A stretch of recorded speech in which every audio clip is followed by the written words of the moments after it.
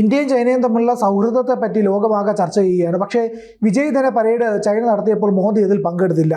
അതിന് പല കാരണങ്ങളും പറയുന്നുണ്ട്.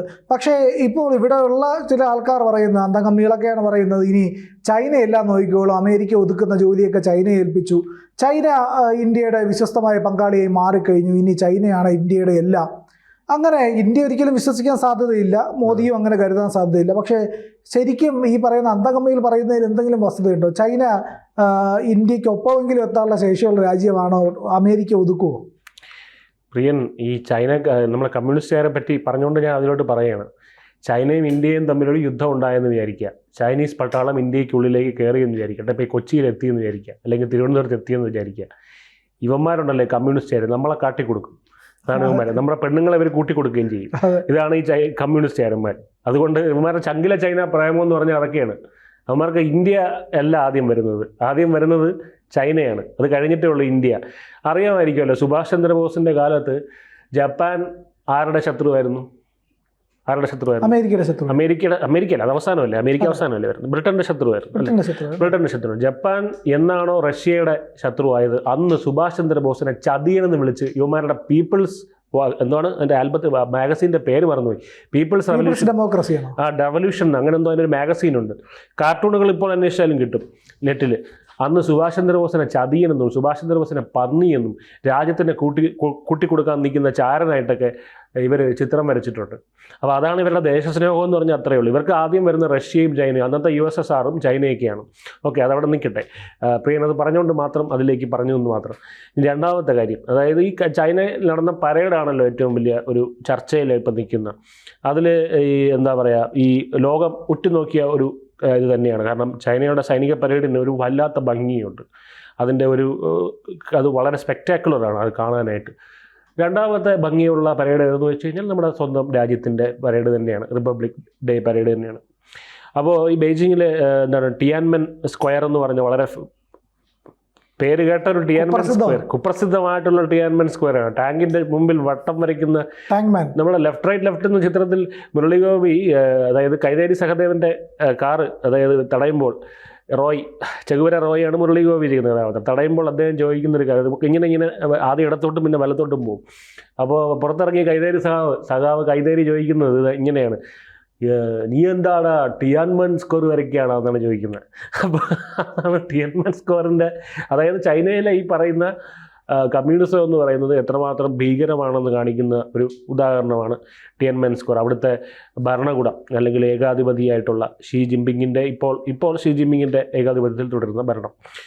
എന്തായാലും അവിടുത്തെ ഇവർ ഈ രണ്ടാം ലോകമഹായുദ്ധത്തിലെ പരാജയത്തിൻ്റെ 80ാം വാർഷിക ദിനമായിട്ടുള്ള സെപ്റ്റംബർ 3 ഇതിനൊരു പ്രത്യേകത കൂടെയുണ്ട്. ഈ ചൈനയുടെ സ്വാതന്ത്ര്യ ദിനം കൂടെയാണ്. കാരണം ചൈന ആരുടെ അധീനതയിലായിരുന്നു? ജപ്പാനാണ് ജപ്പാൻ നമ്മൾ പറയുന്ന പോലെ ഒന്നുമില്ല, നല്ല രീതിയിൽ ഈ ചൈനയെ ഉപദ്രവിച്ചിട്ടുണ്ട്. അത് നമ്മൾ പറയേണ്ട കാര്യമാണ്. ചൈനയുടെ ഏകദേശം 3/4 പ്രദേശങ്ങൾ ജപ്പാൻ്റെ കയ്യിലായിരുന്നു. നമ്മൾ അവരുടെ സിനിമകളൊക്കെ അന്നത്തെ പഴയ സിനിമകളൊക്കെ ഉണ്ട്, റിനേസൻസ് മൂവീസൊക്കെ ഉണ്ട് ഇവരുടെ. അതിലെല്ലാം തന്നെ ഇത്തരത്തിൽ ഈ ജപ്പാൻ്റെ പീഡനങ്ങൾ, നമുക്ക് ഇതുപോലെ സ്വാതന്ത്ര്യ സമരമായിട്ട് ബന്ധപ്പെട്ട സിനിമകളുള്ളതുപോലെ അവർക്കും ഉണ്ട്. അതിലെല്ലാം തന്നെ ജപ്പാനാണ് വില്ലൻ. സത്യമാണ്, അവരുടെ സ്ത്രീകളെ ബലാത്സംഗം ചെയ്തു, പുരുഷന്മാരെ വളരെ കുട്ടികളെ ഭീകരമായി ഇത് ചെയ്തു. അപ്പോൾ അങ്ങനെയെല്ലാം ഉണ്ട്. അപ്പോൾ അതെല്ലാം കൊണ്ട് ജപ്പാനാണ് അവിടെ വില്ലൻ. അതായത് വന്നവനും പോയതിന് ഒന്നായ സ്ഥിതിക്ക് ഇപ്പം ഞാൻ തന്നെ വില്ലൻ എന്ന് ജപ്പാൻ പറയുന്നത്. അതുകൊണ്ടായിരിക്കും പ്രിയൻ ശ്രദ്ധിച്ചു കാണും, ചൈനയിൽ പോകുന്നതിന് മുമ്പേ മോദി എവിടെയാണ് പോയത്? ജപ്പാനിൽ. പരേഡിൽ മോദി പങ്കെടുത്തോ? ഇല്ല. ഇന്ത്യയുടെ സന്ദേശം വ്യക്തമാണ്. ജപ്പാൻ നമ്മുടെ സുഹൃത്താണ്. അത് ജപ്പാൻ ചെയ്തത് ശരിയാണ്. അന്ന് ചെയ്തതിനോടൊന്നും തന്നെ നമ്മൾ എന്താ പറയുക, ന്യായീകരിക്കുന്നില്ല ജപ്പാൻ ചെയ്തതിനോട്. പക്ഷേ നമുക്കൊരിക്കലും മറക്കാൻ പറ്റാത്തൊരു ബന്ധമുണ്ട് ജപ്പാനുമായിട്ട്. സുഭാഷ് ചന്ദ്രബോസിൻ്റെ INA ജപ്പാനുമായിട്ട് ചേർന്ന് പ്രവർത്തിച്ചാണ് നമ്മൾ അത്തരത്തിലൊരു അതായത് സായുധ വിപ്ലവമെല്ലാം ജപ്പാൻ എന്നൊരു രാജ്യമില്ലായിരുന്നെങ്കിൽ നമുക്ക് അല്ലെങ്കിൽ സാധ്യമാകുമായിരുന്നേനെ. പക്ഷേ ഇത്ര എളുപ്പത്തിൽ നമുക്ക് സാധ്യമായത് ജപ്പാൻ എന്ന് പറഞ്ഞ രാജ്യം നമുക്ക് അടുത്തുള്ളത് കൊണ്ടാണ്. അതുകൊണ്ട് അതിൻ്റെ കടപ്പാട് ഇന്നും ഇന്ത്യക്ക് ഉണ്ടായിരിക്കും. അപ്പോൾ അന്നൊന്നും ഇല്ലാത്ത ഒരു സുഹൃത്താണ് ഈ പറയുന്ന ചൈനയെന്നും. അപ്പോൾ നമുക്ക്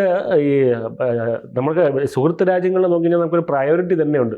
അതിൽ റഷ്യയുടെ മുകളിലാണ് ജപ്പാൻ്റെ സ്ഥാനം നമ്മൾ കൊടുത്തിരിക്കുന്നത്. റഷ്യ 1971 ഉണ്ടായ ബന്ധമാണെന്നുണ്ടെങ്കിൽ ജപ്പാൻ അതിന് മുന്നേ ഉള്ള ബന്ധമാണ്. അപ്പോൾ അങ്ങനെ ഒരു ഇതുണ്ട്. അതുകൊണ്ട് അതിന് കൃത്യമായി മോദിയുടെ ആ ഒരു സ്ട്രാറ്റജി എവിടെയാണ് വർക്കായെന്ന് നമുക്ക് നോക്കാം.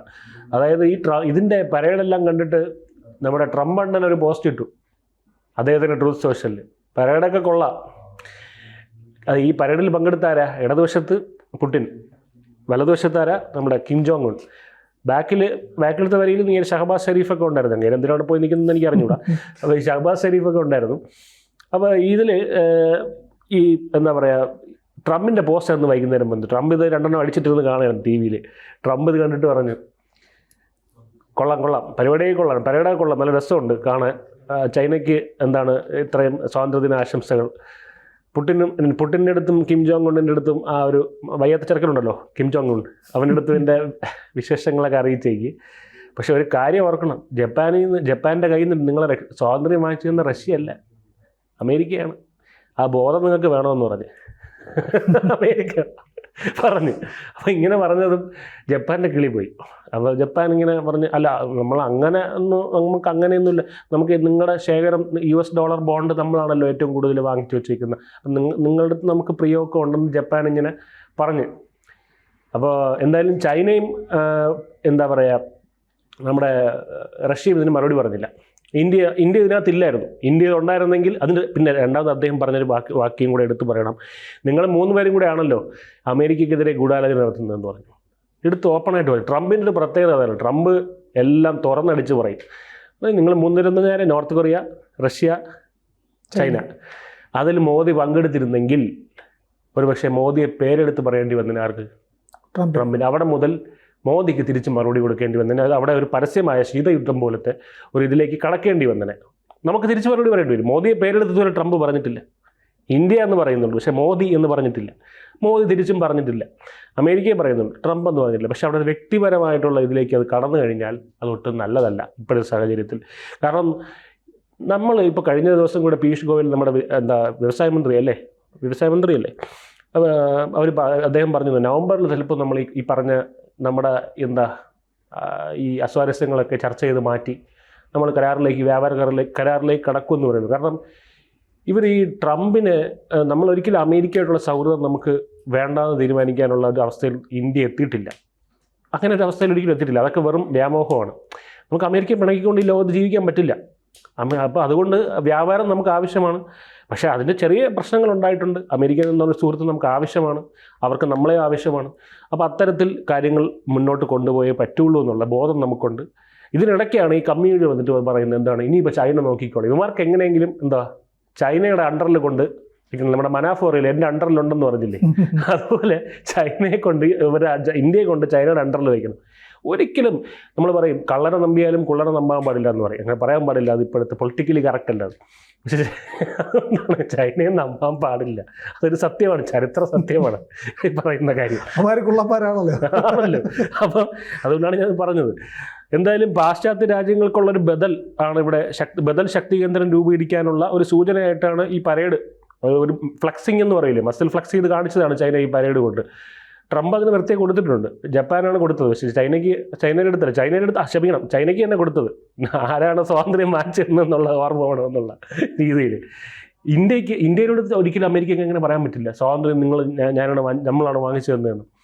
അപ്പോൾ എന്തായാലും അത്തരം ഇവരുടെ ഈ പരേഡിന് മറ്റൊരു കാര്യം കൂടെ ഉണ്ട്. ഇവരിപ്പോൾ ആകെ നാണം കെട്ട് ചമ്മി നിൽക്കുക. ചൈനയുടെ മിലിറ്ററി ഓപ്പറേഷൻ സിന്ദൂറിന് ശേഷം സ്റ്റോക്ക് മാർക്കറ്റിൽ അല്ലെങ്കിൽ ഷെയർ മാർക്കറ്റിൽ അവരുടെ വില ഇടിഞ്ഞതൊക്കെ പ്രിയൻ വായിച്ചു. അപ്പം ഇങ്ങനെ ഒരു സംഭവം ഉണ്ടെന്ന് കാണിക്കണമല്ലോ ഇവർക്ക്. അതായത് നമ്മുടെ സൈന്യം ചത്തിട്ടില്ലടാ എന്ന് പറഞ്ഞ് കാണിക്കണമല്ലോ. അങ്ങൂടെയാണ് ഇവിടെ നടന്നത്. പിന്നെ നിർമ്മിത ബുദ്ധിയുടെ കുറച്ച് കാര്യങ്ങളൊക്കെ ഉണ്ട്, അതും കൂടെ ഒന്ന് പറഞ്ഞിട്ട് പോകും. അതായത് മനുഷ്യരില്ലാതെ പ്രവർത്തിക്കുന്ന ഡ്രോണുകളുടെയും റോബോട്ടിക് സംവിധാനങ്ങളുടെയൊക്കെ ഒരു പുതിയ യുഗത്തിലെ ചൈനയാണ്. അങ്ങനെയുള്ള നീക്കങ്ങളൊക്കെ കാണിച്ചു. നിർമ്മിത ബുദ്ധിയിൽ പ്രവർത്തിക്കുന്ന FHA-97A ഡ്രോണുകളും കടലിനടിയിൽ നീക്കങ്ങൾക്കായി ഉപയോഗിക്കുന്ന XL UVUV സബ്മറൈൻ ഡ്രോണുകളും ഭാവിയിലെ യുദ്ധമുഖത്തിൻ്റെ അത്തരത്തിലുള്ള കാര്യങ്ങളൊക്കെ ചൈന കാണി. നമ്മുടെ കയ്യിൽ ഇതൊക്കെ ഉണ്ട് എന്നുള്ള രീതിയിലൊക്കെ ഉള്ള പരിപാടികളൊക്കെ കാണിച്ചിട്ടുണ്ട്.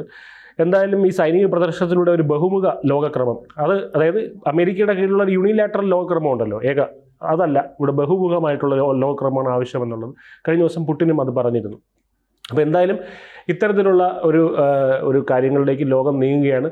ആകാംക്ഷയോടെ ഉറ്റുനോക്കുന്ന ഒരവസ്ഥയാണ് ഇപ്പോൾ. അതിൽ നമ്മളെന്താ പറയുക, എനിക്ക് എന്തായാലും സന്തോഷമായിട്ട് പറയാനുള്ളൊരു കാര്യം, ഒരു ഇന്ത്യക്കാരൻ എന്ന നിലയിൽ എനിക്ക് സന്തോഷമുള്ളത്, BBC പണ്ട് 2 മാസം കൂടുമ്പോഴാണ് ഇന്ത്യയെ പറ്റി ഒരു വാർത്ത കേൾക്കുന്നത്. പക്ഷേ ഞാൻ കഴിഞ്ഞ ദിവസം എല്ലാ ഹെഡ്ലൈൻസിലും ഇന്ത്യയുണ്ട്. അതാണ് എന്നെ ഇതിൽ സന്തോഷിപ്പിക്കുന്ന ഒരു കാര്യം.